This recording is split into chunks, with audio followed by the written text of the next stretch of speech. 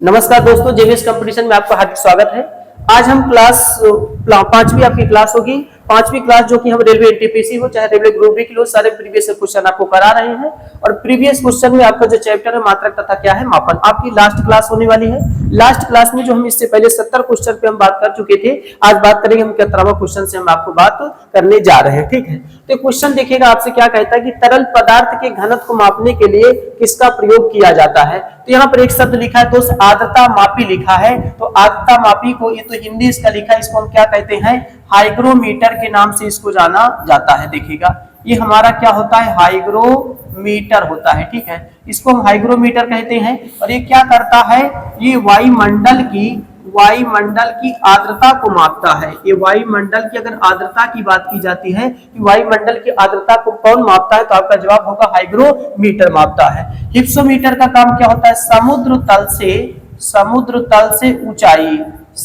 तल से ऊंचाई का जो मापन किया जाता है, समुद्र तल से ऊंचाई की जो मापन किया जाता है वो कौन करता है, हिप्सोमीटर करता है। उसके बाद एक हाइड्रोमीटर आता है। हाइड्रोमीटर क्या करता है, ये इसका मापन क्या होता है कि द्रवों का घनत्व, अगर द्रवों का घनत्व का मापन किया जाता है तो किसकी सहायता से किया जाता है, हाइड्रोमीटर की वजह से किया जाता है। और फेडोमीटर का मतलब यहाँ पर क्या होता है, तो फेडोमीटर का मतलब क्या होता है दोस्त, समुद्र की गहराई का मापन करना।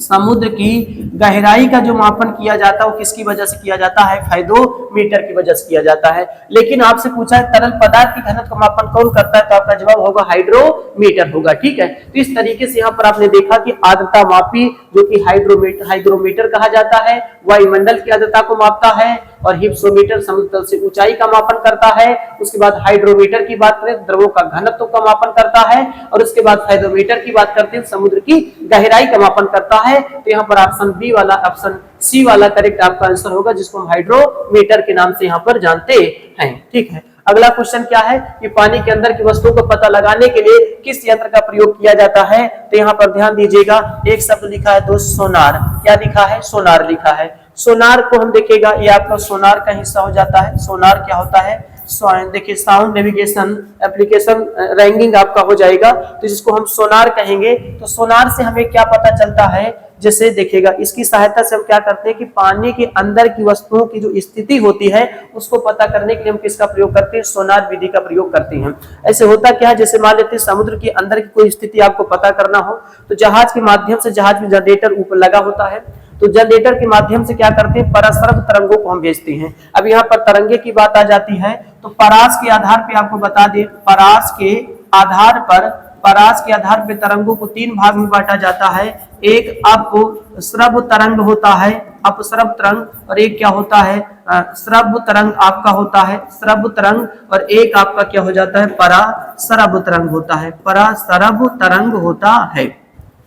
देखिए अब सब तरंग में आप देखेंगे इनकी जो आवृत्ति होती है 20 हर्ट्ज से नीचे होता है, 20 हर्ट्ज से क्या होता है, नीचे होता है। ठीक है, ये हम लोग इनकी आवाज को क्या कर सकते हैं, नहीं सुन सकते। ठीक है, अब श्रव्य तरंगे की जब बात की जाती है तो 20 हर्ट्ज से लेके कहाँ होता है, 20,000 हर्ट्ज के बीच में होता है। जो हम आप सब सुनते हैं वो किस में आता है, श्रव्य तरंग के अंतर्गत आता है। पराश्रव्य तरंग क्या होता है, 20,000 हर्ट्ज से क्या होता है, 20,000 हर्ट्ज से क्या होता है, अधिक होता है। तो इसकी जो आवृत्ति होती है 20,000 हर्ट्ज से क्या होता है, अधिक होता है। तो परास के आधार पे अगर हम तरंगों की बात करते हैं दोस्तों, तीन भाग में बांटा जाता है। अपस्रव तरंग होते हैं जो कि 20,000 हर्ट्ज के नीचे की आवृत्ति होती है। एक स्रव तरंग होता है जो कि 20,000 हर्ट्ज से लेके 20 हर्ट्ज से लेके 20,000 हर्ट्ज के बीच में होता है। अगर इससे नीचे, इससे ऊपर हो जाता है तो हम सब आप अपनी आवाज को नहीं सुन पाते। उसके बाद एक पराश्रव तरंगे होती है। पराश्रव तरंगे की औकात क्या होती है कि इसकी जो आवृत्ति होती है वो 20,000 हर्ट्ज से क्या होता है, अधिक होता है। तो इसमें जो सोनार विधि में प्रयोग किया जाता है दोस्तों, अल्ट्रासोनिक वेव्स होता है जिसको हम पराश्रव तरंगे कहते हैं। यही तरंगों को जहाज में जनरेटर जो लगा होता है उसकी मदद से हम पराश्रव तरंगों को भेजते हैं। जब वो जाएगा तो समुद्र के अंदर की स्थितियों को पता करने के लिए वहां से जाएगा, टकराएगा। फिर टकराने के पश्चात क्या होता है कि उस जनरेटर के द्वारा उस तरंग को रिसीव कर लिया जाता है। जब रिसीव कर लिया जाता है तो वस्तु की स्थिति हमें पता चल जाता है। तो पानी के अंदर अगर वस्तु की स्थिति को पता करना होता है तो हम किसका मदद प्रयोग करते हैं, सोनार विधि का प्रयोग किया जाता है। एक शब्द आता है स्कूबा। स्कूबा आपका क्या होता है? स्कूबा जैसे कोई अंदर, अगर कोई गोताखोर अंदर जाता है तो गोताखोर, जब गोताखोर को सांस लेने के लिए, गोताखोर को पानी के अंदर सांस लेने के लिए गोताखोर को पानी के अंदर अगर सांस लेने के लिए अगर बात की जाती है तो किसका प्रयोग करता है? स्कूबा का प्रयोग किया जाता है। ठीक है, उसके बाद यहाँ पर एक शब्द आ जाता है जो जिसको हम कहते हैं लेजर। लेजर कहा जाता है। लेजर की खोज 1960 में अमेरिकी वैज्ञानिक थी टी एस मेमन के नाम से इनको जाना जाता है। इन्होंने खोजा था लेजर को, और इसकी मदद से क्या होता है कि जैसे मान लेते हैं कि देखिए, तो ये लेजर में हम देखते क्या है, जो लेजर आपका होता है इसकी मदद से क्या होता है कि जैसे युद्ध वगैरह में क्या होता है कि अगर दुश्मनों को हथियार को नष्ट करना होता है तो हम किसका प्रयोग करते हैं? वहां पर लेजर विधि का वहां पर प्रयोग किया जाता है। या जैसे कोई धातुओं को जोड़ने की अगर बात की जाती है तो वहां पर हम लेजर विधि का प्रयोग करते हैं। या जैसे कोई शल्य चिकित्सा में उनका प्रयोग किया जाता है तो वहां भी लेजर विधि का प्रयोग किया जाता है। एक आपका रडार आ जाता है। तो रडार में जैसे वायुयान की गति व ऊंचाई, वायुयान की दिशा आप ये कह सकते हैं, वायुयान की क्या होती है? दिशा। यानी वायुयान की अगर दिशा व ऊंचाई की बात की जाती है, दिशा व ऊंचाई, तो वायुयान की दिशा व ऊंचाई वो किसकी मदद से किया जाता है? रडार के माध्यम से किया जाता है। ठीक है, तो इस तरीके से यहाँ पर जो आपका सही ऑप्शन होगा कि पानी के अंदर की वस्तु को सही पता करने के लिए किसका प्रयोग किया जाता है? सोनार विधि का यहाँ पर प्रयोग किया जाता है। ठीक है, चलिए आगे देखेंगे। जहाजों में क्या मापने के लिए इकोलोकेशन का उपयोग किया जाता है? आपको बता दें इकोलोकेशन जो आपका होता है वो सोनार के सिद्धांत पर ही कार्य करता है। सोनार के सिद्धांत पे काम करता है कौन? इकोलोकेशन काम करता है। तो सोनार अगर पानी के अंदर की वस्तुओं को पता करने के लिए होता है तो इसका मतलब इकोलोकेशन भी पानी की गहराई के अंदर की वस्तुओं को क्या करेगा? पता करेगा। तो आपकी पहली पानी की गहराई आपका सही आंसर होगा। उसके बाद दूध के घनत्व को निर्धारित करने के लिए कौन सा उपकरण प्रयोग किया जाता है? तो यहाँ पर देखिएगा आपका दूध का घनत्व आपका क्या हो जाएगा? लैक्टोमीटर हो जाता है। अभी मैंने बताया कि द्रवों का जो घनत्व होता है, ठीक है, तो ये आपका हाइड्रोमीटर हो जाता है। बैरोमीटर वायुमंडलीय दाब के मापने के लिए होता है। थर्मामीटर शरीर के तापमान मापने के लिए होता है। लेकिन यहाँ पर दूध का घनत्व हमें मापना है तो हम किसका प्रयोग करते हैं? लैक्टोमीटर का प्रयोग किया जाता है। चलिए अगला देखेंगे। ऑटोमोबाइल में यात्रा की दूरी को मापने के लिए किस उपकरण का उपयोग किया जाता है?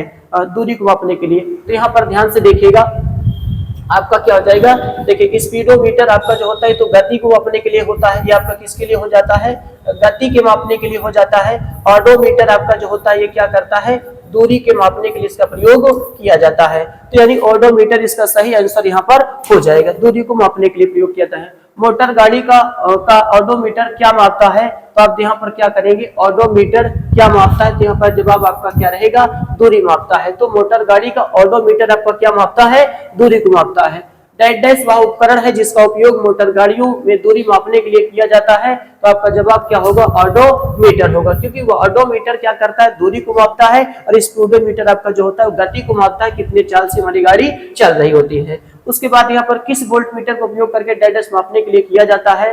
देखिए, किसी वोल्ट मीटर का उपयोग करके, तो वोल्ट मीटर का उपयोग करके दोस्त आप क्या मापते हैं? विभवांतर मापते हैं। तो आप देखिएगा इसको विभवांतर के तरीके से मापा जाता है। तो यानी वोल्ट मीटर का उपयोग किसके लिए किया जाता है? विभवांतर के मापने के लिए किया जाता है। तो ये हो जाएगा। उसके बाद किसी परिपथ में विद्युत धारा के प्रवाह की दिशा को दर्शाने के लिए किस उपकरण का उपयोग किया जाता है? तो यहाँ पर गैल्वेनोमीटर होता है। देखिए, गैल्वेनोमीटर का काम होता है धारा की दिशा को बताना।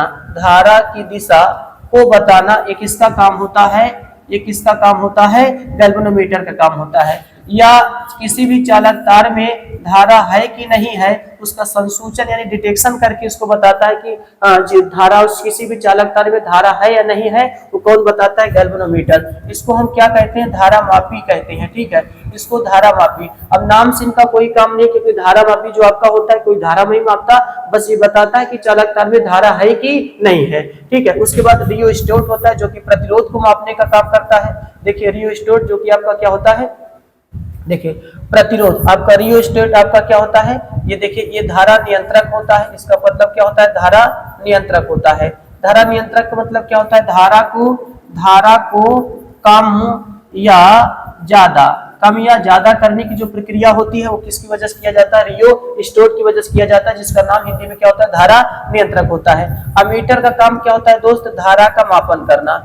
धारा का अगर मापन किया जाता है तो किसकी वजह से किया जाता है, अमीटर की वजह से। और वोल्ट मीटर की वजह से क्या किया जाता है, विभवांतर का मापन किया जाता है। तो वोल्ट मीटर की वजह से विभवांतर का मापन किया जाता है, अमीटर की वजह से धारा का मापन किया जाता है। लेकिन पूछा है कि विद्युत धारा के प्रवाह की दिशा को दर्शाने के लिए किस उपकरण का उपयोग किया जाता है, तो गैल्वेनोमीटर का उपयोग किया जाता है। ठीक है, चलिए अगले क्वेश्चन पे चलेंगे। गैल्वेनोमीटर का उपयोग किया जाता है तो आपको पता है कि देखिएगा ये क्या लिखा है, धारा की दिशा का पता लगाने के लिए। तो धारा की दिशा का पता लगाने के लिए हम किसका प्रयोग करते हैं, गैल्वेनोमीटर का प्रयोग करते हैं। डैश डैश डैश वाहन की गति जानने में मदद करता है, तो आपको जवाब क्या होगा, यहाँ पर स्पीडोमीटर होगा। स्पीडोमीटर आपका जो होता है वाहन की चाल यानी गति को बताता है, कितने स्पीड से आपकी बाइक चल रही होती है, मीटर पर सेकंड या किलोमीटर प्रति घंटा, जो भी बताएगा वो क्या बताता है, चाल बताता है। कौन, स्पीडोमीटर बताता है। अगला है इकोलोकेशन का एक प्रकार है, तो आप बताएंगे वो क्या है, एक प्रकार का सोनार है, क्योंकि सोनार इकोलोकेशन पे ही काम करता है। इस वजह से, क्योंकि इकोलोकेशन का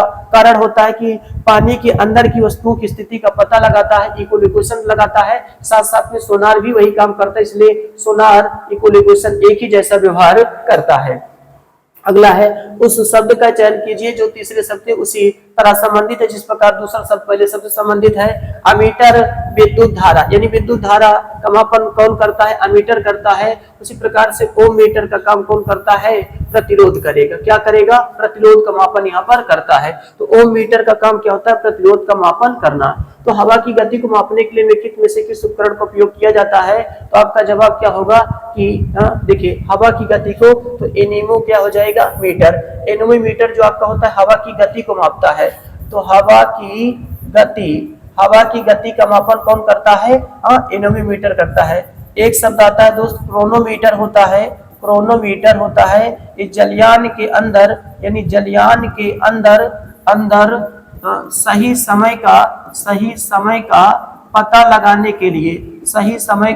लगाने के लिए, अगर जलयान के अंदर आपको सही समय का पता लगाना है तो आप किसका प्रयोग करते हैं, क्रोनोमीटर का प्रयोग किया जाता है। तो क्रोनोमीटर का प्रयोग हम जलयान के अंदर सही समय का पता कराने के लिए किसका प्रयोग करते हैं, क्रोनोमीटर का प्रयोग करते हैं। और एनेमोमीटर का प्रयोग किसके किया जाता है, हवा की गति के मापन के लिए इसका प्रयोग किया जाता है। डैश डैश का प्रयोग हवा की शक्ति और वेग को मापने के लिए किसका प्रयोग किया जाता है, तो एनेमोमीटर का प्रयोग किया जाता है। जस्ट आपको बताया कि हवा का वेग हो, हवा की गति को हो, उसकी औकात, उसकी शक्ति को मापना होता है, हम किसका प्रयोग करते हैं, एनेमोमीटर का प्रयोग किया जाता है। चलिए अगला क्वेश्चन है, एनेमोमीटर उपकरण का प्रयोग डैश को मापने के लिए किया जाता है। तो आपको पता है कि वायु की गति, अगर वायु की गति का मापन करते हैं तो किसकी वजह से करते हैं, एनेमोमीटर की वजह से किया जाता है।